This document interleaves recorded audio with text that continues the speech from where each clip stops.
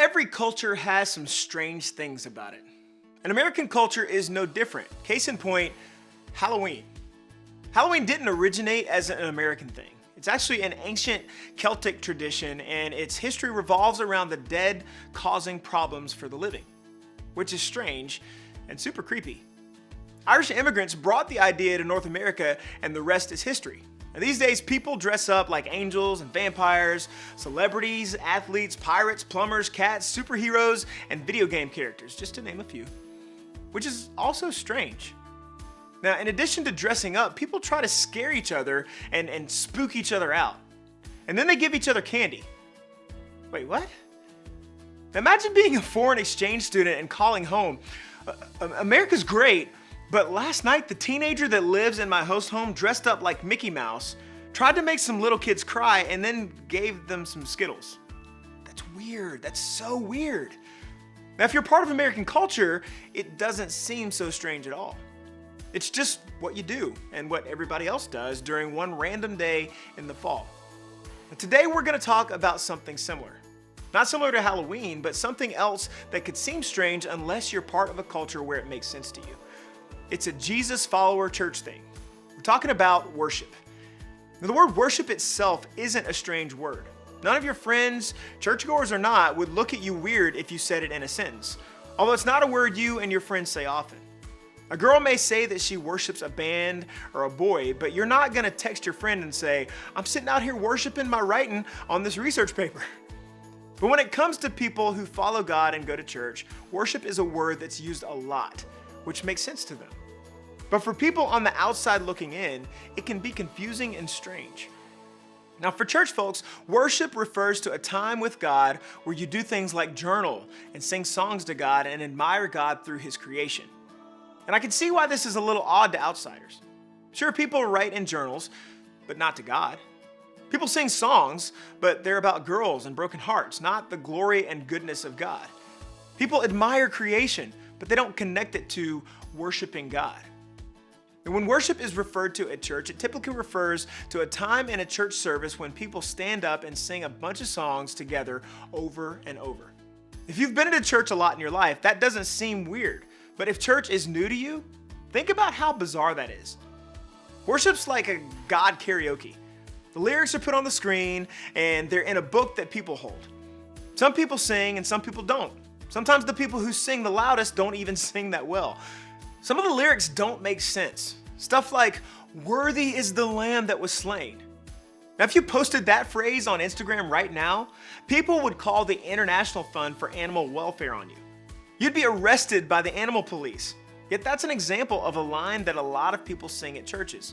Even more bizarre, sometimes people raise their hands, but not because they have a question. It's because they're super excited about the song, even though it's totally unlike the music they listen to in their car. So what's the deal with worship? In this series, Know God, we've talked about different practices, habits, and skills that will help you know God better. They won't make you better than the people around you, but they will give you different ways of discovering who God is and how He relates to you. And like the other things we've talked about in this series, worship is a way to get to know God better. At its core, worship is really just about celebrating something. And when you put it that way, you realize that worship is already a significant part of your life. Most of us have no problem getting so wrapped up in something that everyone around us knows about it. We really get excited about a band or a college football team, somebody we have a crush on, somebody we have a more than a crush on, video games, or the upcoming spring musical we're in. For us, devoting energy and time to celebrate what we love is easy. So although worship isn't a common word, if I asked your closest friends to tell me what you celebrate the most, they would probably all give me the same answers. We may not all express our celebration the same way, but most of us know what or who we worship.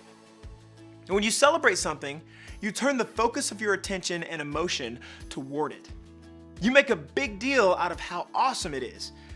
Now, what's really cool is that we're actually wired to worship.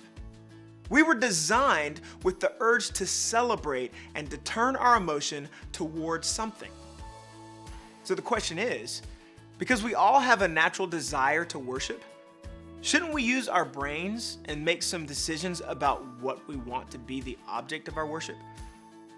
There's a book in the Old Testament titled Psalms. It's actually an anthology, which means it's a collection of writings and music.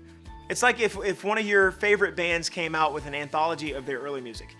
It would just mean a collection of some of their favorite or best-selling songs. According to the Merriam-Webster Dictionary, a psalm is the sacred song or poem used in worship.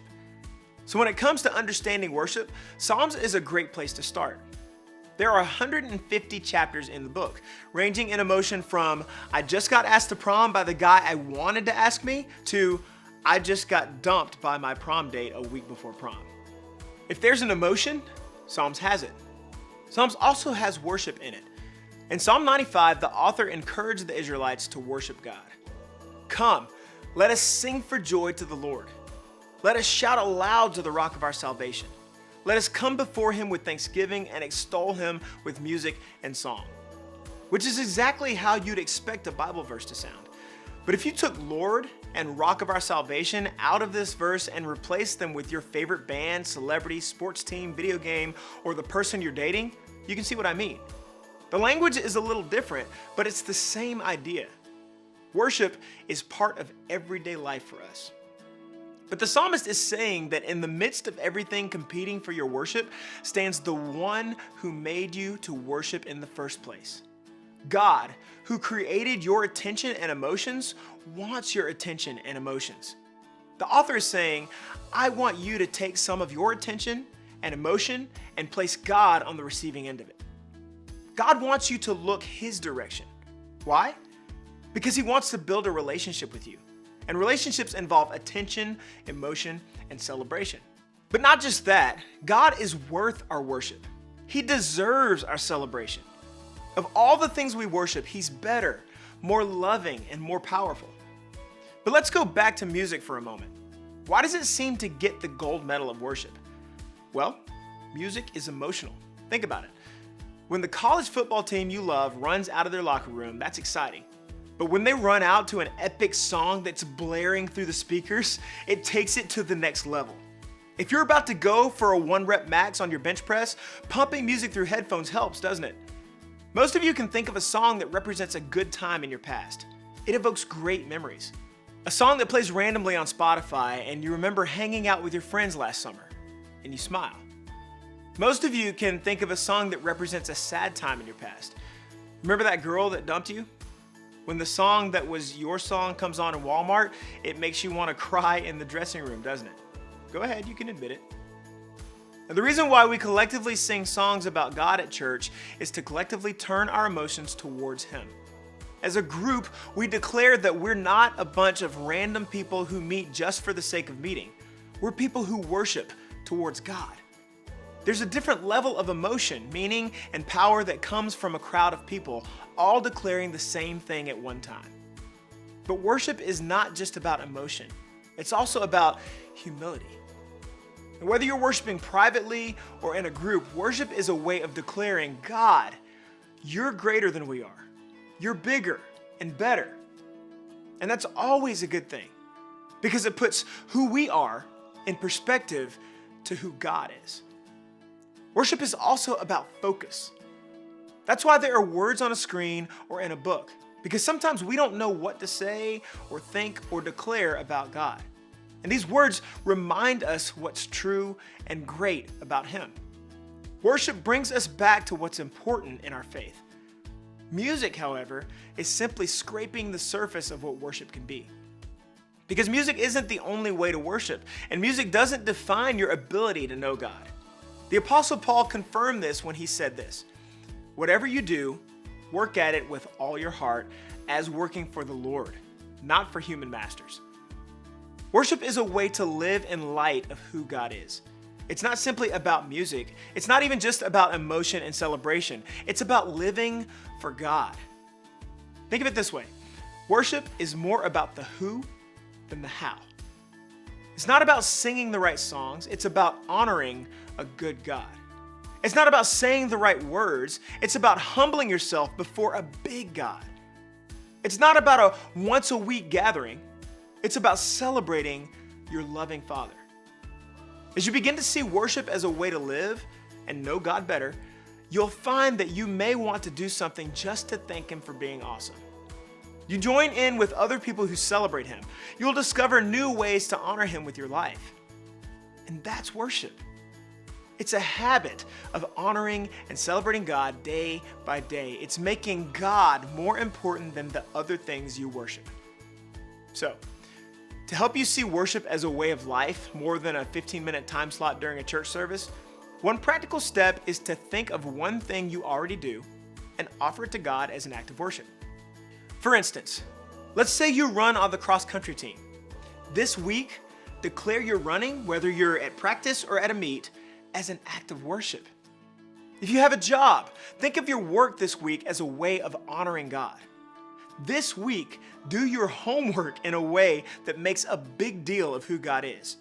It honors God when you work hard in what you already do, when you use your talents to serve others, when you make the most of your awesome mind.